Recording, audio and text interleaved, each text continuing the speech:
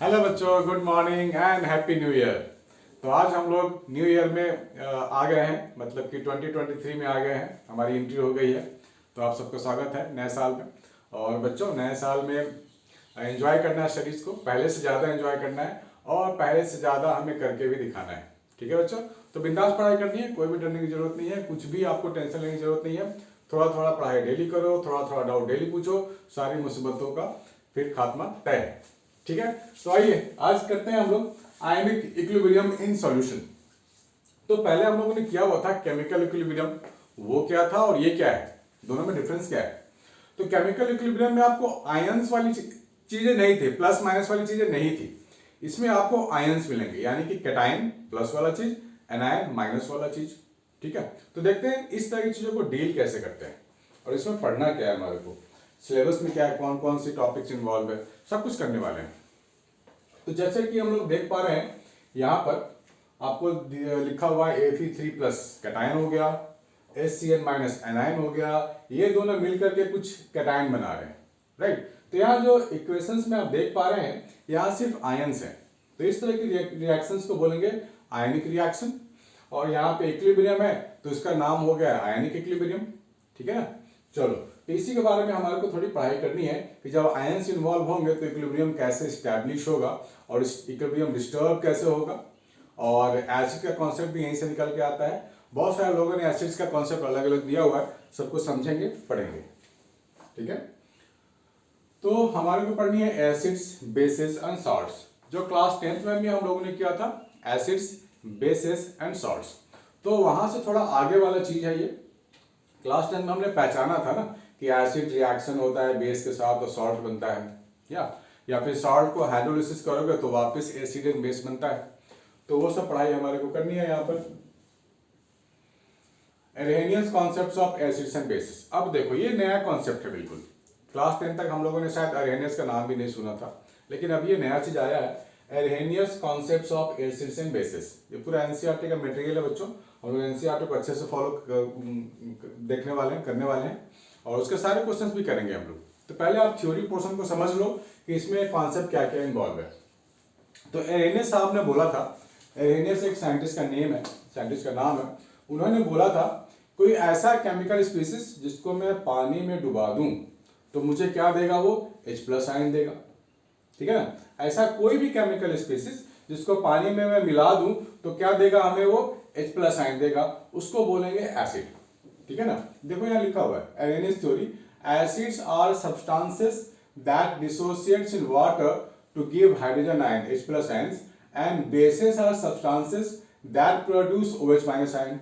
ठीक है ना, अगर सपोज आपको मैंने पकड़ के पानी में मिला दिया और आप मुझे H+ आयन दे रहे हो, इसका मतलब आप एसिड हो। ठीक है ना, अगर आपको मैंने पकड़ के मिला दिया पानी में और आप मुझे OH- आयन दे रहे हो तो मैं बोलूंगा आप क्या हो, आप बेस हो। ठीक है ना, ये कॉन्सेप्ट डेवलप किया था एरहेनियस ने, इसी को बोलते हैं Arrhenius concept of acids and bases. For example ये जो HX है ना, इसको पानी में देखो वाटर में मिला दिया, एक्वा सॉल्यूशन मींस वाटर मिला दिया, तो हमें क्या मिला, H3O+ एंड X-, मतलब ये जो HX है ना, इसका H चला गया वाटर के पास तो बन गया H3O+ और X- अकेला रह गया, X पे पावर माइनस अकेला रह गया। अब बोलोगे X क्या है, X कोई भी इलेक्ट्रोनेगेटिव एलिमेंट हो सकता है, जैसे क्लोरीन, फ्लोरीन, ब्रोमीन, आयोडीन, कोई भी हो सकता है ना, तो ये X- हो गया। A bare proton H+ is very reactive and cannot exist freely in aqueous solution. Thus, it bonds to the oxygen atom of a solvent water, a molecule to give trigonal pyramidal hydronium ion. H3O+ को क्या बोलते हैं, hydronium ion. तो H+ तो निकल गया ना, HX से H+ निकल गया, H+ निकल के कहाँ जाएगा, वो तो वाटर के साथ ही बॉन्ड करेगा। ठीक है ना, वाटर का जो ऑक्सीजन है, वाटर का जो ऑक्सीजन है वो कैसा है, HOH। ये क्या बोलता है H+ आयन को कि भाई तुम मेरे पास आ जाओ। ठीक है ना, ये वाटर मॉलिक्यूल क्या करता है, H+ आयन पे अटैक कर देता है, इसको अपने साथ मिला लेता है, इसको अकेला नहीं छोड़ता, क्योंकि ऑक्सीजन के पास 2 लोन पेयर ऑफ इलेक्ट्रॉन तो है, 2 लोन पेयर होते हैं, खाली बैठे हैं, लोन पेयर 2 पेयर, ठीक है, यानी कि 4 इलेक्ट्रॉन खाली बैठे हैं, उनको काम तो चाहिए। तो जैसे ही H+ आयन आएगा ना, ये वहां पे अटैक करेगा ऐसे, चलो भाई मेरे पास आ जाओ, तुमको अकेले नहीं रहना है। तो ये क्या बन गया, ये बन गया H3O प्लस, इसी को बोलते हैं हाइड्रोनियम आयन, ठीक है ना, क्या बोलते हैं, हाइड्रोनियम आयन, ठीक है ना। ज्यादा कुछ तो इसमें है नहीं, बच्चों वाला कॉन्सेप्ट है, हो सकता है आपको समझ में आ गया होगा। तो सबसे पहले आपको डिफाइन करने के लिए आ सकता है what is Arrhenius concept of acids and bases, तो आप बोलोगे यही वाला चीज बोलोगे और क्या बोलोगे, ठीक है ना, इजी है। ये तो हो गया एसिड के पास। बेस की भी तो बात कर सकते हैं हम लोग, बेस जो H प्लस आयन, जो OH माइनस आयन दे दे, राइट। अगर मैं लिखूं कोई रिएक्शन सपोज MOH, ये मुझे क्या देगा, M प्लस और OH माइनस आयन, ठीक है ना। जैसे NaOH हो गया, KOH हो गया, वो सब मुझे क्या देगा, मुझे तो OH माइनस आयन ही देगा, तो उसको मैं बोलूंगा क्या, वो बेस है, ठीक है ना, बेस है। तो यहाँ दो चीज हम लोगों ने समझा है, एनएस ने हमें दो चीज समझाया था, उन्होंने बोला था H प्लस आयन तो एक सोल्यूशन में दे दे वो एसिड हो गया, OH माइनस आयन जो हमें दे दे वो बेस हो गया, सीधा सी बात है, ठीक है ना। चलो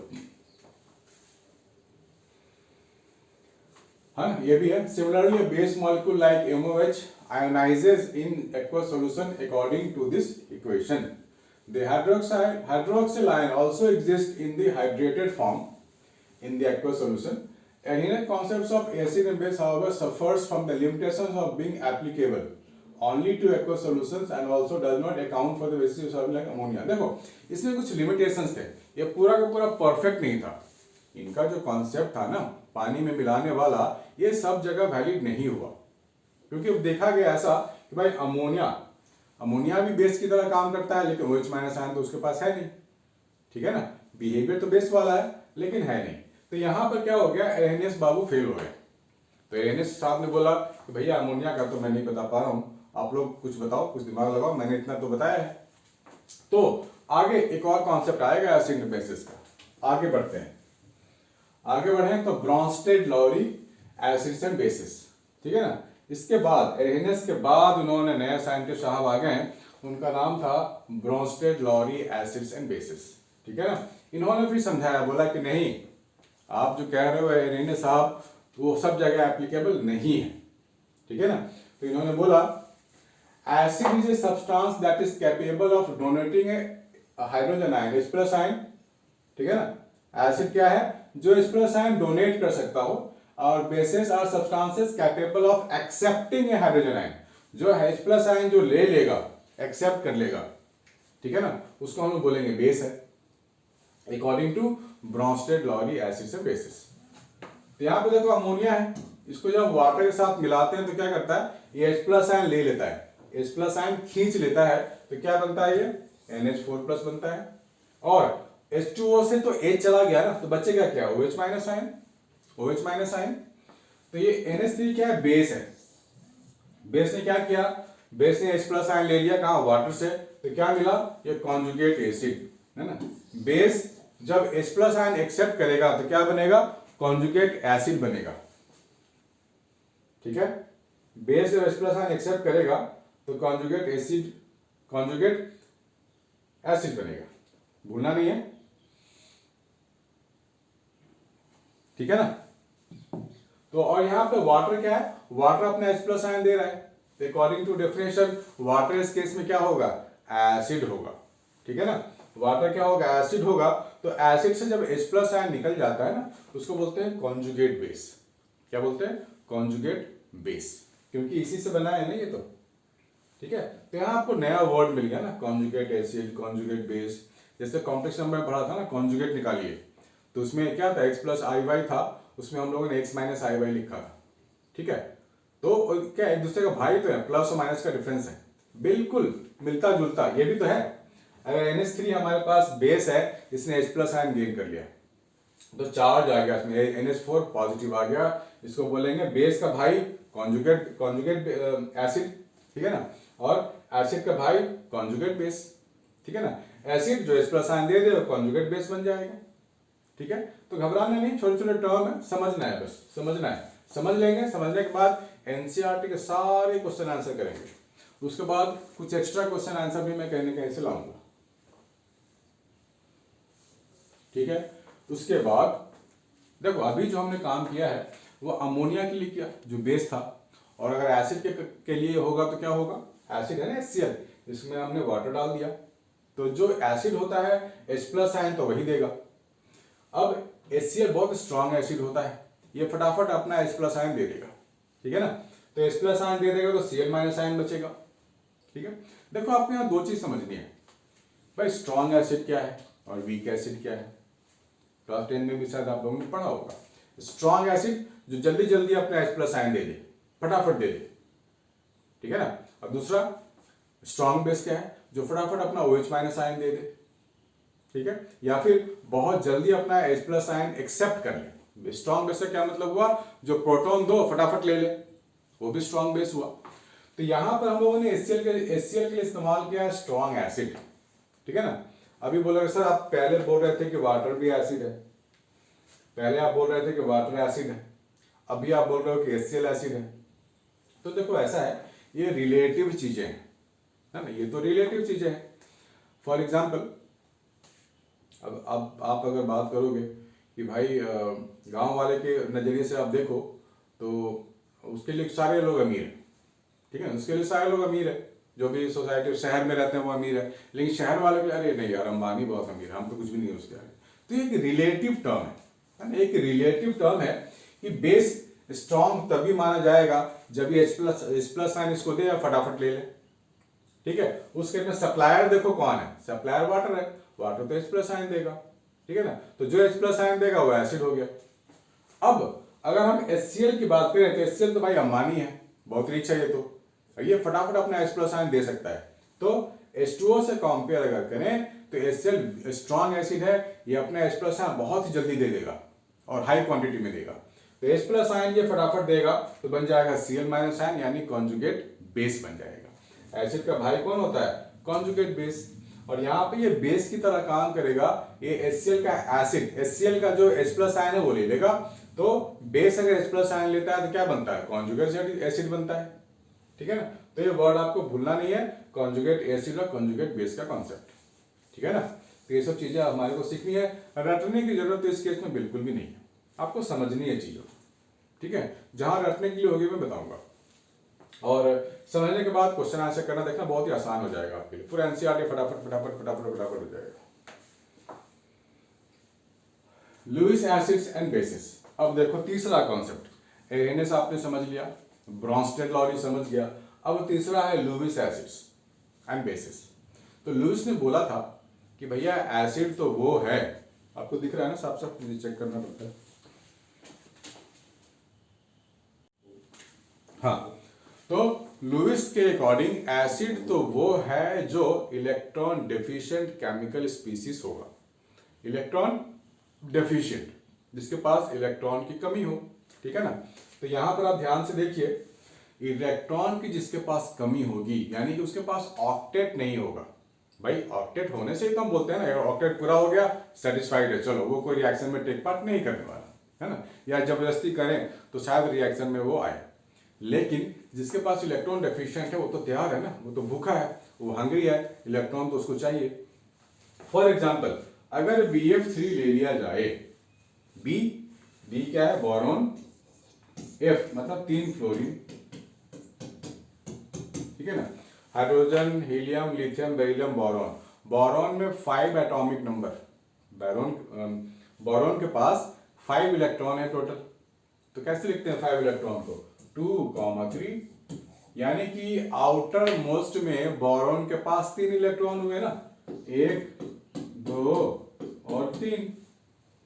अब फ्लोरीन के पास तो आउटर मोस्ट में 1 होता है, फ्लोरीन, क्लोरीन, ब्रोमीन, आयोडीन ये सब ग्रुप 7 को बिलोंग करते हैं, ठीक है ना। तो इनके लिए क्या होगा, एक एक इलेक्ट्रॉन होगा, ऐसे ऐसे ऐसे। तो यहां पर देखो 2, 2, 4, 2, 6, बोरॉन के आउटर मोस्ट, बोरॉन के सराउंडिंग में 6 इलेक्ट्रॉन हुए ना, ऑक्टेट तो हुआ नहीं, that means they are electron deficient, ठीक है ना। BF3 में क्या हुआ, बी के सराउंडिंग में ऑक्टेट तो हुआ ही नहीं, कितने इलेक्ट्रॉन हुए, 6 इलेक्ट्रॉन हुए, तो इलेक्ट्रॉन डेफिशिएंट तो है।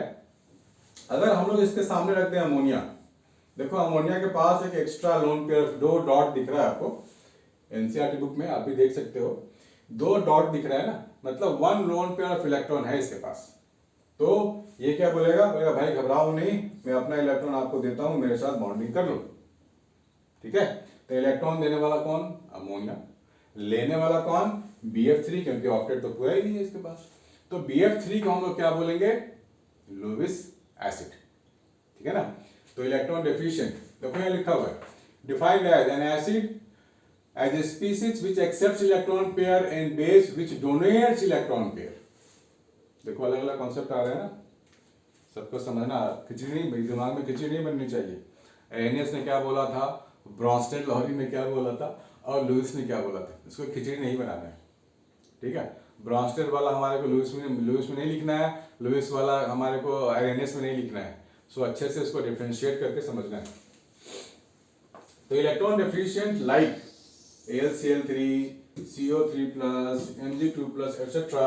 can act as Lewis acids, while species like H2O, NH3, OH-, etc. which can donate electron pair of electrons can act as Lewis bases, ठीक है ना। तो लुईस एसिड, लुईस बेस में क्या है, जो इलेक्ट्रॉन डिफिशिएंट है, जिसको इलेक्ट्रॉन चाहिए, वो लुईस एसिड हो गया, और जो इलेक्ट्रॉन सप्लायर है, जो इलेक्ट्रॉन दे सकता है, वो लुईस बेसिस हो गया, ठीक है बच्चों। तो कंफ्यूज नहीं करना है, बढ़िया। इसके बाद है ionization of acids and salts. Acids and bases, sorry, acids and bases को आयोनाइज करेंगे हम लोग, ठीक है ना। आयोनाइज करके देखेंगे कि बनता क्या है, और उसके लिए हम लोग क्या क्या एक्सप्रेशंस लिख सकते हैं। इजी है, आपको मजा आएगा। आयोनाइजेशन, तो इसके पहला स्टेप देखो, पहला स्टेप क्या है, ये 7-11 है ना, टॉपिक 7-11 है। तो 7-11 का पहला टॉपिक क्या है, ionization constant of water and its ionic product, ठीक है। तो इसमें सबसे पहले आपको समझना है कि वाटर भी तो आयंस देता है ना, प्रोड्यूस करता है आयंस। कौन कौन से आयन देता है वाटर? अगर वाटर डिसोसिएट करेगा, वाटर डिसोसिएट करेगा तो क्या बनेगा, H+ और OH- आयन, ठीक है ना। इसको और कैसे लिखा जा सकता है, इसको और भी तरीके हैं लिखने के। अगर H2O दो मॉलिक्यूल ले लें, H2O और H2O, तो एक H2O से आप H+ आयन दे दो दूसरे को, तो हाइड्रोनियम आयन बनेगा, H3O+ बनेगा और OH- बनेगा। ये वाला चीज आपको भूलना नहीं है। H2O + H2O क्या बनेगा, H3O+ हाइड्रोनियम आयन और OH- आयन। देखो आयंस तो मिल रहे हैं मुझे वाटर में भी, है ना। तो इसी को तो बोलते हैं आयनिक रिएक्शन ऑफ वाटर। इसमें एक्सप्रेशन भी है इसका भी हम कॉन्सेंट्रेशन लिखने वाले हैं, जैसे केमिकल इक्विलिब्रियम में लिख रहे थे हम लोग, ठीक है ना। तो यहां पर आपको ये समझना है कि इसको लिखें कैसे। आप वापस यहां आ जाओ, इस वाले रिएक्शन में, है ना, इस वाले रिएक्शन में आप आ जाओ। तो K क्या लिखेंगे, K H+ concentration, OH- ion concentration divide by concentration of water, ठीक है ना। ये लिख सकते हैं हम, H+ OH- ion upon water, ये लिख सकते हैं ना। ओके, अब होता क्या है, वाटर तो यार बहुत ही ज्यादा क्वांटिटी में प्रेजेंट है, वाटर का कॉन्सेंट्रेशन में ज्यादा फर्क नहीं आने वाला। ये जो स्क्वायर ब्रैकेट में लिखते हैं ना, इसको बोलते हैं कॉन्सेंट्रेशन, यानी कि मोल पर लीटर में बात कर रहे हैं ना हम लोग। तो आप क्या करोगे, वाटर H2O को K से मल्टीप्लाई कर दो, K × H2O हो जाएगा। तो इसको क्या लिख सकते हैं हम लोग, KW लिख सकते हैं, KW is equal to what, H+ and OH- ion, है ना, OH- आयन और H+ आयन, ये है KW, ठीक है ना। KW क्या मिल गया, भूलना नहीं है KW क्या होता है, OH- ion and H+ ion, ठीक है।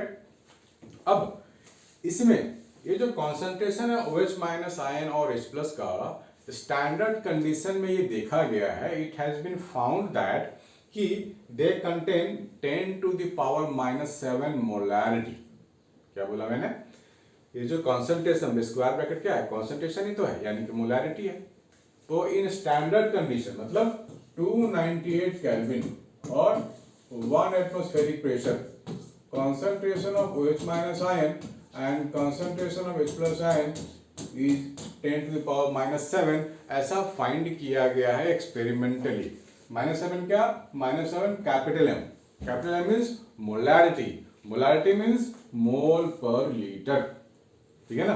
तो OH- आयन और H+ आयन का जो कॉन्सेंट्रेशन होगा बिल्कुल सेम पाया गया है at 298 kelvin and 1 atmospheric pressure, that is 10⁻⁻7 molarity, यानी कि अगर मैं इस वैल्यूज को यहां डाल दूं तो KW मुझे मिल जाएगा 10 to the power -14 at 298 kelvin 1 atmospheric pressure. KW मुझे क्या मिल गया 10 to the power -14। इसको नोट करो बच्चों, फिर आगे बढ़ते हैं ब्रेक के बाद।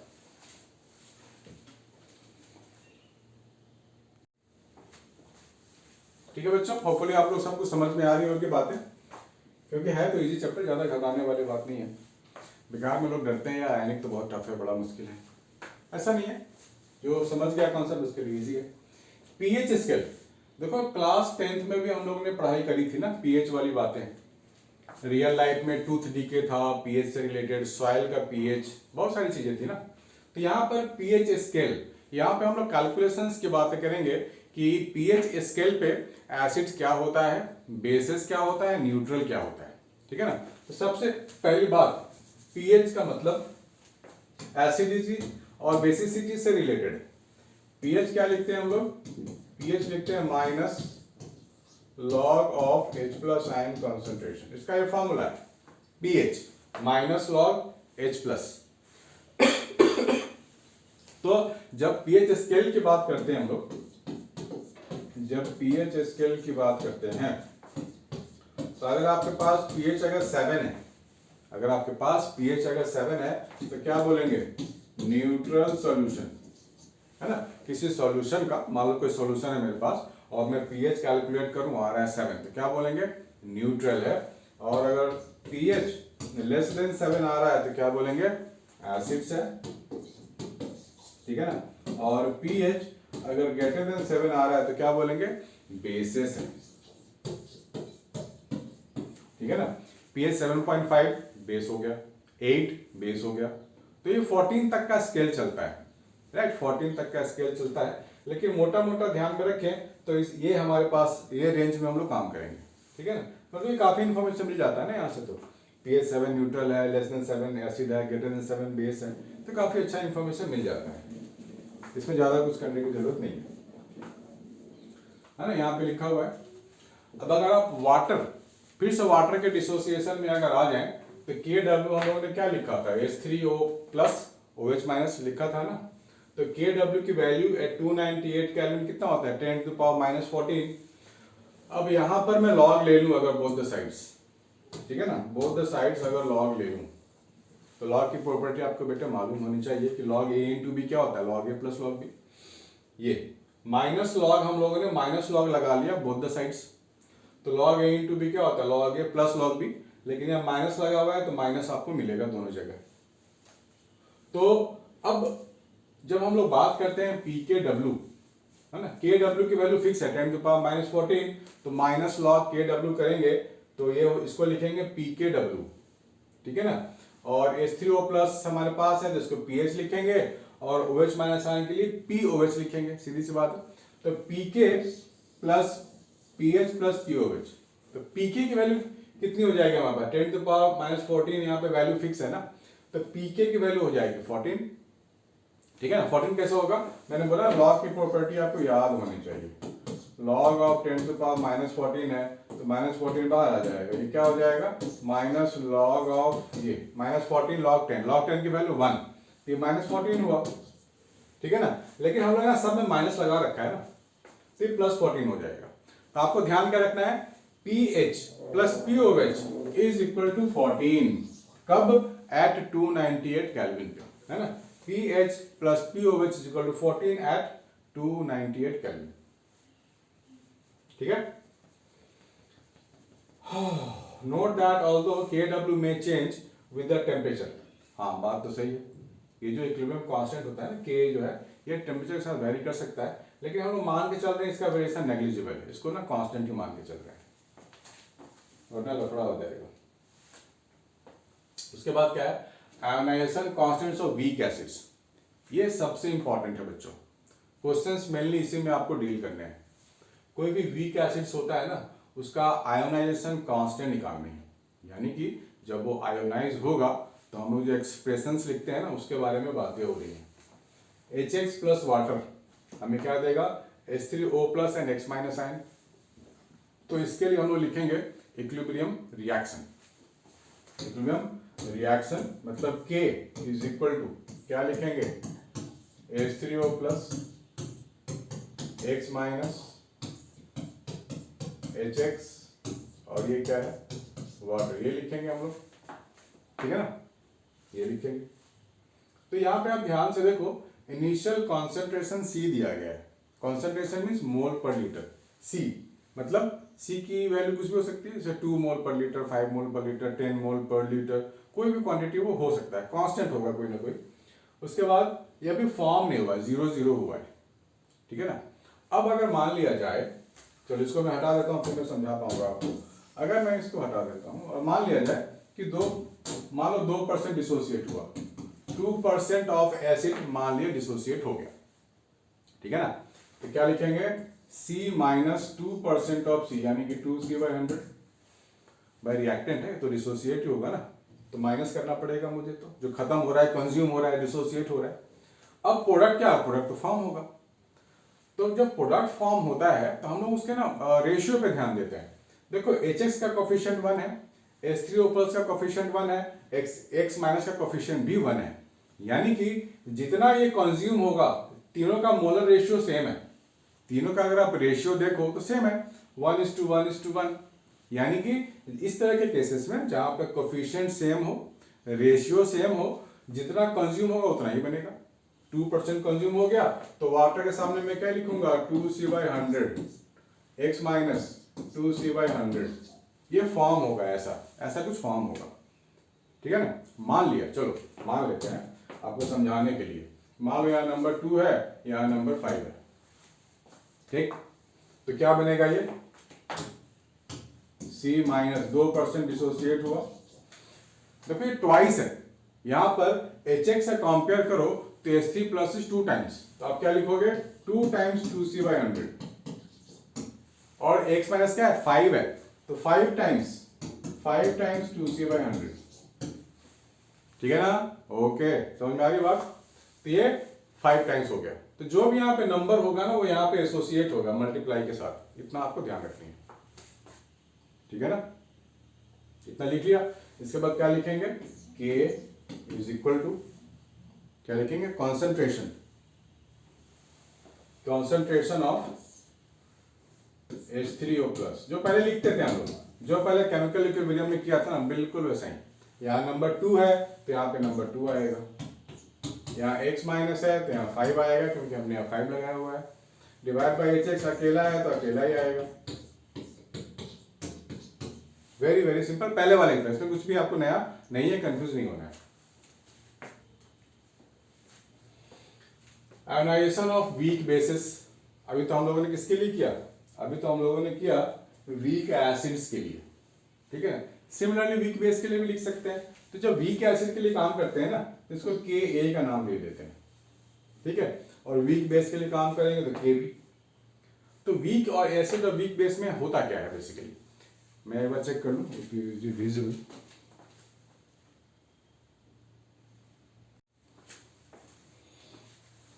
वीक एसिड और वीक बेस में क्या होता है ना कि कोई वीक अगर एसिड है तो उसके आप पानी डालते जाओ तो डिसोसिएट होता रहेगा, और वाटर डाला और ज़्यादा डिसोसिएट हो रहा है, तो मतलब कि द एसिड और base which keep on dissociating upon dilution, ठीक है ना, अपॉन डाइल्यूशन वो डिसोसिएट होता रहेगा, पूरी जिंदगी डिसोसिएट करोगे ना, वाटर डालते रहो डिसोसिएट होता है, कभी खत्म ही नहीं होता, उसका पेट ही नहीं भरता कभी। लेकिन स्ट्रॉन्ग एसिड में क्या होता है, एक बार आपने पानी मिलाया वो पूरा डिजोल्व हो गया, बाकी पानी मिलाओ ना मिलाओ कोई फर्क ही नहीं पड़ता, वो होता है स्ट्रॉन्ग एसिड के केस में, जैसे HCl hydrochloric acid, sulphuric acid, they are strong acids, ठीक है ना। और वीक एसिड में पानी डालते रहो वो डिसोसिएट होता रहेगा, ठीक है ना। तो वीक एसिड, जब अब हम OH माइनस आयन की बात करेंगे, ये वाला रिएक्शंस की बात करेंगे, तो Kb क्या लिखेंगे, ये लिखेंगे, प्रोडक्ट कॉन्सेंट्रेशन अपॉन रिएक्टेंट वाला कॉन्सेंट्रेशन, तो ऐसे लिखा जा सकता है। अगर हम जनरल की बात करें, सपोज जनरलाइज कर देते हैं, मान लो ये एसिड है Ha, ये मुझे क्या देगा, H प्लस देगा और A माइनस देगा, तो मैं Ka क्या लिखूंगा, H प्लस A माइनस, ठीक है ना, अपॉन Ha, ये लिखेंगे एसिड वाला। और जब बेस की बात होगी तो क्या होगा, एम OH है, ये m प्लस और OH माइनस आयन, तो बेस मुझे क्या देगा, concentration of m plus OH minus ion upon MOH, ये मिलेगा। ठीक है, ओके। तो इसमें कोई चिंता वाली बात नहीं है, बिंदास कर सकते हैं रिएक्शन हम लोग, लगाने की बात नहीं है। के और केबीसी को बोलते हैं। मतलब ये हो गया आयोनाइजेशन कांस्टेंट फॉर बेस, ये हो गया आयोनाइजेशन कांस्टेंट फॉर एसिड। और इसकी वैल्यूज हमारे बहुत सारी इंफॉर्मेशन भी देते हैं। के की वैल्यू बहुत ज़्यादा है यानी कि रिएक्शन ज़्यादा फॉरवर्ड हो रहा है। के की वैल्यू अगर कम है यानी कि उसकी जो प्रोडक्ट बन रहा है उसके बनने की रेट कम है, कॉन्सेंट्रेशन कम हो जाएगा। ठीक है ना। केबी की वैल्यू बहुत ज़्यादा है यानी कि फॉरवर्ड रिएक्शन हो रहा है बहुत ज़्यादा। केबी की वैल्यू कम है यानी कि बैकवर्ड रिएक्शन हो रहा होगा, फॉरवर्ड कम हो रहा होगा, प्रोडक्ट कम बनेगा। ठीक है, ऐसे ऐसे इंफॉर्मेशन है हम लोगों के पास। रिलेशन बिटवीन के ए एंड के बी, ये चाहो तो आप फाइंड कर सकते हो रिलेशन बिटवीन के ए एंड के बी। तो निकल के क्या आता है, के ए इंटू के बी क्या मिल रहा है, के डब्ल्यू मिल रहा है। ठीक है ना, करके देखें कैसे, करके देखें कैसे। देखो यहां पे एग्जांपल लिया गया है NH4+, ठीक, NH4+ एक एसिड है, वीक एसिड है बेसिकली। इसमें वाटर डालेंगे तो ये बनेगा। ठीक है ना। और सिमिलरली अगर हमें बेसिक रिएक्शन की बात की जाए तो NH3 तो बेस होता है, NH3 में वाटर डालेंगे NH4+ और OH माइनस आयन बनेगा। ठीक है, मैं इस एग्जांपल को अपने तरीके से आपको लेके बताता हूँ। सपोज आपके पास है NH4+ और आपने डाल दिया वाटर, तो ये क्या बनेगा, ये बनेगा NH3+ H3O+। ठीक है ना। तो इसके लिए क्या एसिड है, NH4+ इज एसिड, तो I can write NH3 H3O+ upon NH4+ और ये H2O। ठीक है ना। और अगर हम लोग बेस की बात करें, ये बेस है NH3, वाटर डालेंगे तो बेस क्या करेगा, H+ आयन लेगा वाटर से ना, ये बन जाएगा NH4+ और ये बन जाएगा OH माइनस आयन।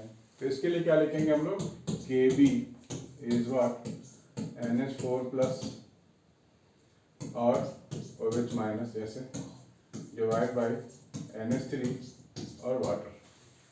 ठीक, बेसिकली वाटर जो होता है उससे कॉन्सेंट्रेशन पे फर्क नहीं पड़ता है, तो वाटर को इस साइड इसको हटा देते हैं, बेसिकली यार वाटर को हटा ही देते हैं, फर्क नहीं पड़ता उससे ज़्यादा।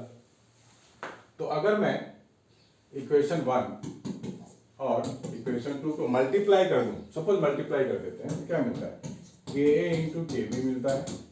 NH4+ न्यूमरेटर में या डिनोमिनेटर कट, खलास, NH3 भी खत्म, राइट। तो बचा क्या आपके पास, आपके पास बचेगा H3O+ OH minus ion upon water, ये बचा आपको। ठीक है ना। और ये क्या होता है, ध्यान में रखो, ये क्या होता है, ये तो वही वाली बात हो गई, H2O+ H2O, ये मेरे को मिल जाएगा H3O+ and OH minus ion, यही मिला। ये क्या है, ये तो KW है भाई, ये तो KW है, H3O+ OH minus ion upon H2 का होल स्क्वायर। ये क्या है, ये पूरा का पूरा KW है, ये पूरा KW है, ये पूरा KW है, यानी कि K इंटू KB आप क्या लिखोगे, KW लिखोगे। ठीक है ना, K into KB is equal to KW, ये लिखेंगे हम लोग, सीधी सी बात है। और यहाँ पे लॉग वॉग लेके और भी कुछ लिख सकते हैं, ठीक है ना, वो भी लिख लेते हैं। K इंटू KB आपको मिल गया KW, है ना, KA into KB is equal to KW। लॉग ले लें बोथ द साइड्स, लॉग, तो क्या मिलेगा मुझे, log A plus log B log of KW, ऐसे लिख सकते हैं ना हम लोग। ठीक है, तो log K, KW की वैल्यू स्टैंडर्ड में क्या है, 10⁻⁻14, तो आप क्या लिखोगे, log 10⁻⁻14, तो -14 तो बाहर आ जाएगा, आपको मिल जाएगा log of KA plus log of KB is equal to -14। मिला कि नहीं मिला, मिला ना। अब यहाँ पे माइनस से मल्टीप्लाई करते हैं through out, minus log KA minus log के बी इज इक्वल टू 14। तो माइनस लॉग के को क्या लिखते हैं, पी के लिखते हैं, प्लस पी के बी लिखते हैं, that is equal to 14 at what 298 kelvin. P K A plus P K B is equal to 14 at 298 kelvin. ये एक फॉर्मूला है जो बहुत ही अच्छा है, बहुत ही काम आने वाला है आगे, इस पर न्यूमेरिकल्स भी करने वाले हैं, तो इसको लिख लो बच्चों, फिर आगे बढ़ते हैं।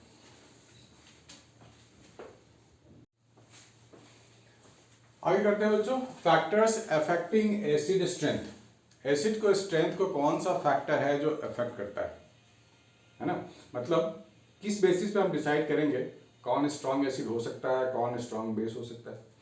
तो यहाँ दो फैक्टर मेंशन किए गए ना, बॉन्ड स्ट्रेंथ और पोलैरिटी। बॉन्ड स्ट्रेंथ, ठीक है ना, bond strength and polarity. Bond strength आप लोग समझते होंगे, ए बॉन्ड बी, बॉन्ड आसानी से भी तोड़ा जा सकता है अगर बॉन्ड एनर्जी उसका कम हो, वीक हो, और बॉन्ड एनर्जी अगर स्ट्रांग है तो बड़ा मुश्किल है तोड़ना, ठीक है ना। तो एसिड के केस में हम ये बोलेंगे कि जिसकी बॉन्ड स्ट्रेंथ वीक हो। तो एसिड का क्या मतलब, जो मुझे आसानी से H प्लस आयन दे दे, ठीक है ना, जो मुझे आसानी से H प्लस आयन दे दे उसी को बोलेंगे ना स्ट्रॉन्ग एसिड है। यानी कि इस बॉन्ड को तोड़ना आसान होना चाहिए, H और Cl के बॉन्ड वीक होने चाहिए तभी टूटेगा। तो बॉन्ड अगर वीक हो जाए, आसानी से H प्लस आयन निकल जाए, तब क्या बोलेंगे, strong acid. Bond weak strong acid, bond strong weak acid, ऐसे समझो। दूसरा क्या, पोलैरिटी। पोलैरिटी, चलो पहले वाले का मैं एग्जांपल दे देता हूं, पहले वाले का एग्जांपल दे देता हूं। फ्लोरीन, क्लोरीन, ब्रोमीन, आयोडीन बिल्कुल एक ही सीरीज में है ना, HF, HCl, HBr और HI, ठीक है ना। जैसे जैसे आप नीचे जाओगे, फ्लोरीन का साइज छोटा है, क्लोरीन का उससे बड़ा है, ब्रोमीन का उससे बड़ा है, आयोडीन का सबसे बड़ा है, और सबके साथ हाइड्रोजन हाइड्रोजन हाइड्रोजन लगा हुआ है। सबके साथ क्या लगा हुआ है, हाइड्रोजन हाइड्रोजन हाइड्रोजन हाइड्रोजन, ठीक है ना। तो इस केस में, सबसे बड़े वाले केस में क्या है, ये जो न्यूक्लियस है ना, न्यूक्लियस और हाइड्रोजन के बीच का जो बॉन्डिंग है बहुत ही लेंथ बड़ा हो गया उसका। बॉन्ड लेंथ अगर बड़ा होगा तो वीक हो जाएगा वो बॉन्ड, मतलब न्यूक्लियस की जो पकड़ है H प्लस आयन पे वो ज्यादा नहीं है, वीक है, ठीक है ना। और HF को देखो, उसका न्यूक्लियस तो बिल्कुल उसको पकड़ के रखेगा H प्लस आयन को, बिल्कुल उसके पास में है, नियरेस्ट है। तो ये HF का बॉन्ड काफी स्ट्रांग होगा एज कंपेयर टू HI। तो acidity order increases down the group. जैसे जैसे आप नीचे जाओगे आपको स्ट्रॉन्ग एसिड मिलेगा, यानी कि HI is the strongest acid. तो एसिडिटी ऑर्डर क्या लिखेंगे हम लोग, HI is the strongest acid, then HBr, then HCl, then HF, ठीक है ना, देन HF सबसे वीक एसिड, क्योंकि इनका बॉन्ड स्ट्रॉन्ग बहुत ज्यादा है, बॉन्ड स्ट्रेंथ बहुत ज्यादा है, ठीक है ना। दूसरा केस है पोलैरिटी। अब ध्यान से देखो, यहाँ पे दो एग्जांपल लिए हैं मैंने, HI बहुत ज्यादा एसिडिक है, HBr, HCl, HF, ये तो बॉन्ड एनर्जी से आपको समझ में आ गया। दूसरा इलेक्ट्रोनेगेटिविटी डिफरेंस, ठीक है ना, इलेक्ट्रोनेगेटिविटी का डिफरेंस होना चाहिए, और जितना ज्यादा इलेक्ट्रोनेगेटिविटी का डिफरेंस होगा उतनी ज्यादा एसिडिक बिहेवियर होगा, ठीक है ना। इलेक्ट्रॉन देखो, एसिड स्ट्रेंथ इंक्रीजेस, क्योंकि H और F में fluorine is electronegative, H electropositive. Oxygen और हाइड्रोजन, दूसरा एग्जांपल, ऑक्सीजन भी इलेक्ट्रोनेगेटिव है, और लेकिन फ्लोरीन जितना नहीं है, फ्लोरीन जितना इफेक्टिव, फ्लोरीन जितना इलेक्ट्रोनेगेटिव बड़ा एलिमेंट नहीं है। उसके बाद नाइट्रोजन भी इलेक्ट्रोनेगेटिव है, लेकिन उसकी इलेक्ट्रोनेगेटिविटी ऑक्सीजन से कम है, और सबसे कम इलेक्ट्रोनेगेटिव तो कार्बन तो इलेक्ट्रोनेगेटिव होता ही नहीं है, क्यों इलेक्ट्रोनेगेटिव के श्रेणी में रखे हैं उसको, राइट। तो यहाँ पे देखो, इसमें कंपेयर करें तो HF is the strongest acid, क्यों, क्योंकि यहाँ पे इलेक्ट्रोनेगेटिव डिफरेंस बहुत ज्यादा है, ठीक है ना। As the electronegativity of A increases, हम लोग HA लिखते हैं ना, HA, ये जो A है ना वो इलेक्ट्रोनेगेटिव होना चाहिए। तो H और A के बीच में जितना ज्यादा इलेक्ट्रोनेगेटिविटी डिफरेंस होगा उतना ज्यादा एसिडिक बिहेवियर होगा, है ना, इंपॉर्टेंट है, समझना चाहिए, ठीक है। Common ion effect in the ionization of acids and bases. ये भी बहुत छोटा सा टॉपिक है, बड़ा इजी है। Common ion effect, common ion effect, ध्यान से सुनना बच्चों। कॉमन आयन, नाम से ही लग रहा है, दो आयन एक जैसे हो तो कॉमन बोलेंगे। यहाँ पे देख रहे हो क्या है, एसिटिक एसिड है, CH3COOH एक्वस, इसमें वाटर डाल दिया हम लोगों ने, तो क्या बनेगा, ये H प्लस आयन ये छोड़ देगा बाहर, H प्लस आयन दे देगा, है तो एसिड है, H प्लस आयन तो देगा ही, तो बचेगा क्या, CH3COO माइनस बचेगा। ठीक है ना, इतना तो क्लियर है कि भाई एसिटिक एसिड है, इसमें इसको पानी में इसको मिला दें तो मुझे क्या देगा, H प्लस आयन देगा, और एसिटिक एसिड एसिटेट आयन देगा, CH3COO माइनस। ठीक है ना। अब इसमें क्या है कि अगर मैं कहीं से, इसको बोलते हैं एसिटेट आयन, क्या बोलते हैं, एसिटेट आयन, मैं कहीं से एसिटेट आयन लेकर के यहाँ जोड़ दूं, इसके साथ रख दूं, मैंने क्या किया, कहीं से एसिटेट आयन लाया और यहाँ डाल दिया, यानी कि इसकी कॉन्सेंट्रेशन तो बढ़ गई। ठीक है ना, तो कॉमन आयन हो गया ना, मैंने एसिटेट आयन तो क्या पहले से ही था, इस रिएक्शन के अकॉर्डिंग पहले से ही था, मैं कुछ और ले आया एसिटेट आयन और यहाँ डाल दिया, मिला दिया, तो दोनों तो मिल गए ना, कॉमन आयन है, इसकी क्वांटिटी बढ़ गई, तो इससे क्या होगा, इक्विलिब्रियम डिस्टर्ब हो जाएगा। और इक्विलिब्रियम हम लोगों ने पहले पढ़ा था, ली चार्टियर प्रिंसिपल में उन्होंने बोला था कि इक्विलिब्रियम को डिस्टर्ब करोगे ना तो वो शिफ्ट हो जाएगा, किधर शिफ्ट हो जाएगा, उस डायरेक्शन में शिफ्ट होगा जिधर डिस्टर्ब वाला चीज नलिफाई हो जाए। ठीक है ना, आपने इस क्वांटिटी को बढ़ाया है ना, तो ये क्या करेगा, लेफ्ट की ओर शिफ्ट हो जाएगा, ताकि ये बढ़ा हुआ क्वांटिटी कम हो जाए, कंज्यूम हो जाए। ठीक है ना, तो यहाँ कॉमन आयन की बात कर रहे हैं। अब बोलोगे सर H प्लस भी तो आयन है, बिल्कुल है, अगर हम कहीं से H प्लस आयन उठा करके इसके साथ रख दें तो इसकी क्वांटिटी बढ़ जाएगी, तो उस केस में रिएक्शन बैकवर्ड जाएगा और एसिटिक एसिड मुझे मिलेगा। नहीं है, अकॉर्डिंग टू ली चार्टियर प्रिंसिपल, अगर आप डिस्टर्ब करते हो, क्वांटिटी को इंक्रीज कर दोगे तो लेफ्ट की ओर शिफ्ट होगा, और जो इंक्रीज किया हुआ चीज है ना वो कम होना चाहेगा, डिक्रीज होना चाहेगा, इसी को बोलते हैं कॉमन आयन इफेक्ट। तो समझ गए हो, तो खुद से लिख सकते हो, उसमें कोई रेक्टिफिकेशन की जरूरत नहीं है। ठीक है बच्चों, तो आज के इतना ही रखते हैं, नेक्स्ट वीडियो में मिलेंगे, उसमें हम लोग क्वेश्चन आंसर करेंगे खूब सारे, मतलब पूरे एनसीईआरटी अच्छे से करेंगे सॉल्व। तो भाई बच्चों, टेक केयर, रिवाइज वेल, और लाइक कमेंट शेयर जरूर करना।